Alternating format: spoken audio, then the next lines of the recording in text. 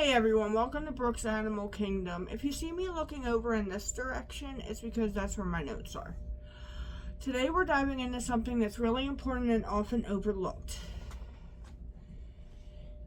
Piggy foot health. Are we being impersonable today?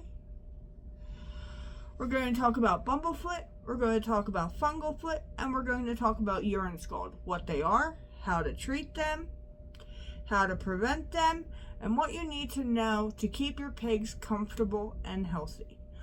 I've personally dealt with urine scald multiple times with Clover when I first got her, with Cinnamon when I first got him. Cypress got it quite a few times while she was alive because of being on the Lasix and peeing so much, and more recently with Kampachi here.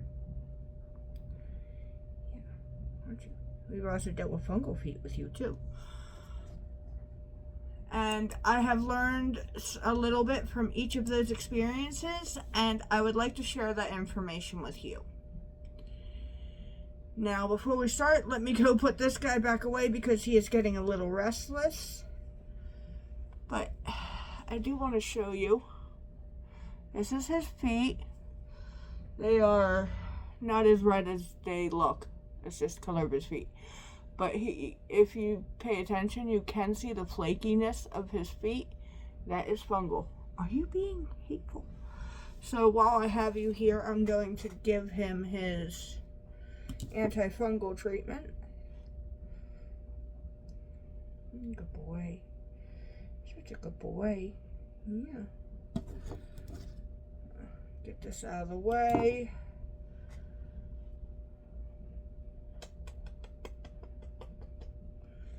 And I'm going to go put him back. I will put some pictures up on the screen of Bumblefoot. These are not my pictures. They are pictures I got from Google. But they are good representations of Bumblefoot nonetheless. Let's start with Bumblefoot, also known as I can't say this word.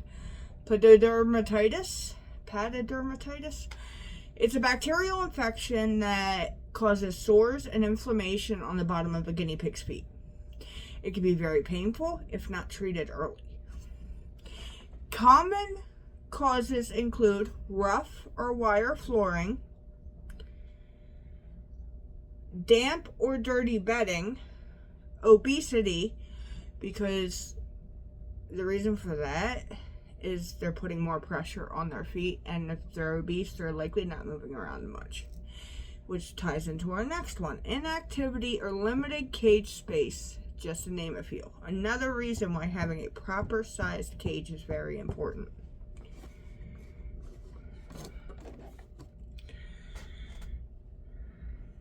Signs to look for are red or swollen pads,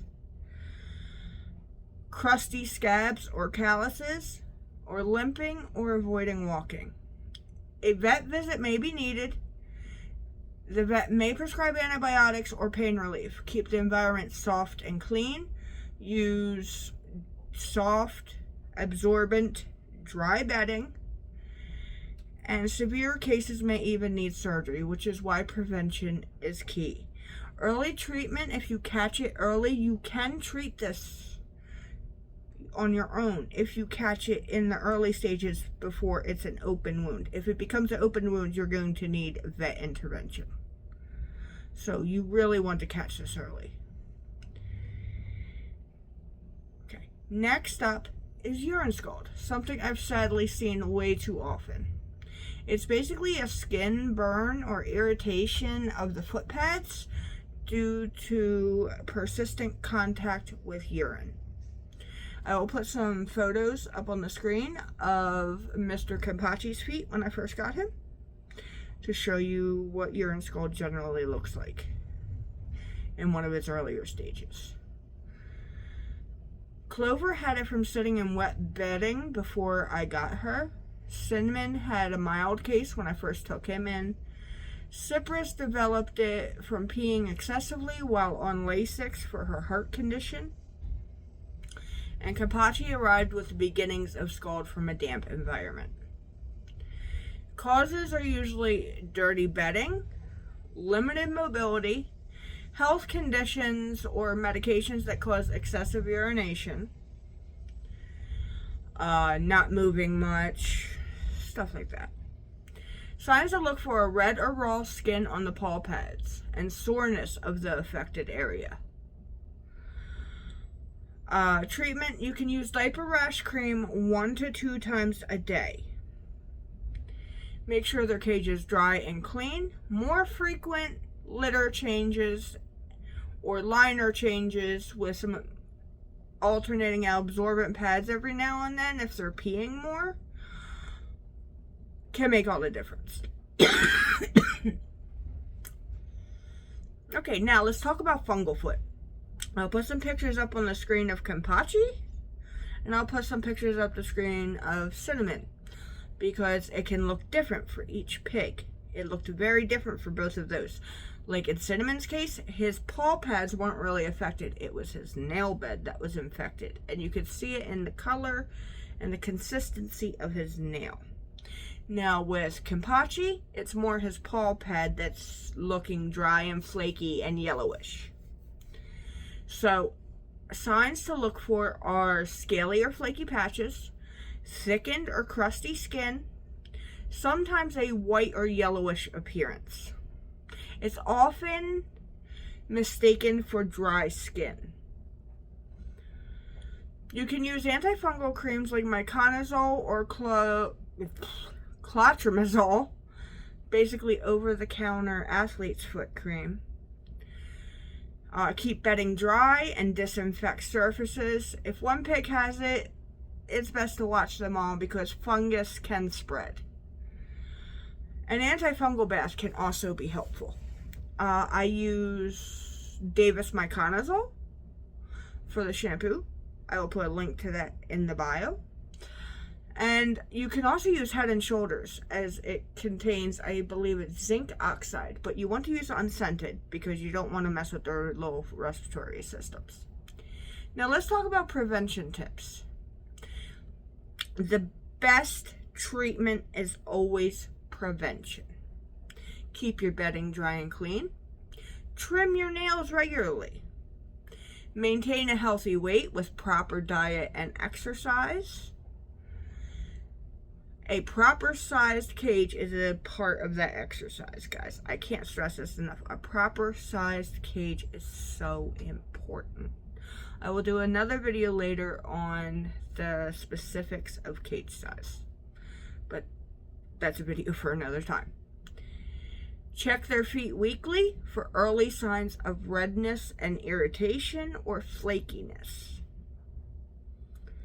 Small adjustments to their environment can prevent a lot of suffering later. Foot conditions take time to heal. Even once they look better, the skin stays sensitive for a while. Some guinea pigs, especially seniors or those with medical issues, will always be more prone. So stay vigilant, be gentle, and always involve a savvy vet when things don't look right. The best offense is a good defense, guys. Before we wrap up, I want to take a second to say a huge thank you to everyone who helps support the herd and our ongoing rescue efforts. If you'd like to help out, you can do so in a few ways. You can donate. My PayPal is still under Amethyst Herd, but every little bit goes directly toward food, medical care, supplies for the pigs, the rabbit, and my dog. Join our raffle. We're currently running a fundraiser raffle with half the proceeds going to the LA Guinea Pig Rescue, and the other half helping me continue caring for fosters and rescues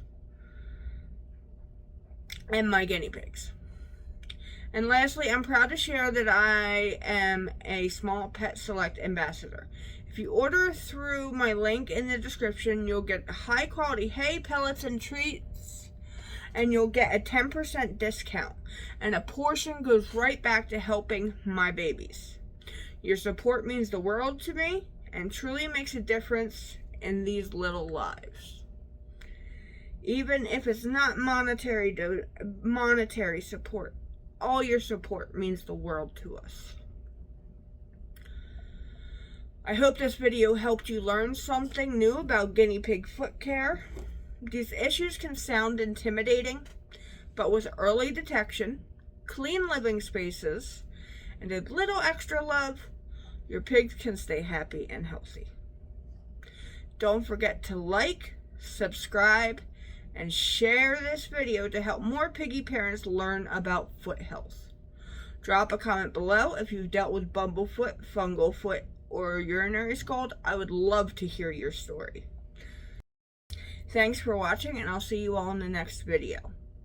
Give your piggy some extra snuggles from me and the herd, and remember, as always, stay happy, stay healthy, and have a great day, guys.